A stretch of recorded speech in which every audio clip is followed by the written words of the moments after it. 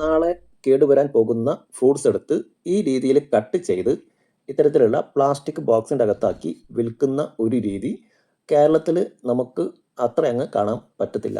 ഒരുപാട് ഫ്രൂട്ട്സ് കടകളും സൂപ്പർ മാർക്കറ്റുകളും ഒക്കെ കേരളത്തിൽ പരക്കെ നമുക്ക് കാണാൻ സാധിക്കും.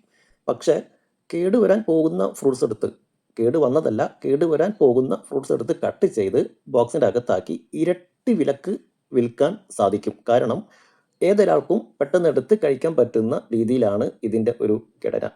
ഇത്തരത്തിലുള്ള ഒരു ഫ്രൂട്ട്സ് കച്ചവടം നമ്മുടെ കേരളത്തിൽ എന്തുകൊണ്ട് കാണുന്നില്ല?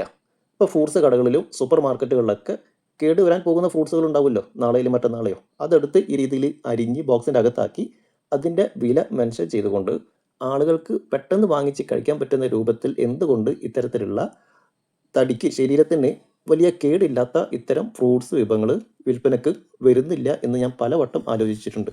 ഇവിടെ ഇന്തോനേഷ്യയിൽ ഈ രീതിയിലുള്ള കട്ട് ഫ്രൂട്ട്സ് നമുക്ക് എല്ലാ ഭാഗത്തു നിന്നും വാങ്ങിക്കാൻ കിട്ടും. കടകളിലും സൂപ്പർ മാർക്കറ്റുകളിലൊക്കെ ഇത് അവൈലബിൾ ആണ്. ഡബിൾ വിലയ്ക്കാണ് ഇത് വിൽക്കുന്നത്. ഈ ഒരു രീതി നമുക്കും വളരെ സിമ്പിളായിട്ട് ചെയ്യാൻ പറ്റും. മാത്രമല്ല കൂടുതൽ പ്രോഫിറ്റ് എടുക്കാനും സാധിക്കും. ആളുകൾക്ക് നല്ല ഫ്രൂട്ട്സ് പെട്ടെന്ന് തന്നെ വാങ്ങിച്ച് കഴിക്കാനും സാധിക്കും. അപ്പോൾ ഇത്തരത്തിലുള്ള രീതികളൊക്കെ കേരളത്തിലും വരേണ്ടതാണ്. കാരണം ഡബിൾ പ്രോഫിറ്റാണ് ഇതിൽ നിന്ന് കിട്ടുന്നത്. അപ്പോൾ ഓരോ ഫ്രൂട്ട്സ് കച്ചവടക്കാരനും അവരുടെ ഇൻകം വർദ്ധിപ്പിക്കാനും അതുപോലെ തന്നെ ആളുകൾക്ക് നല്ല രീതിയിലുള്ള ഫ്രൂട്ട്സ് വാങ്ങിച്ച് കഴിക്കാനുള്ള ഒരു സൗകര്യം കൂടി ഇതിലൂടെ ഒരുങ്ങുകയാണ്.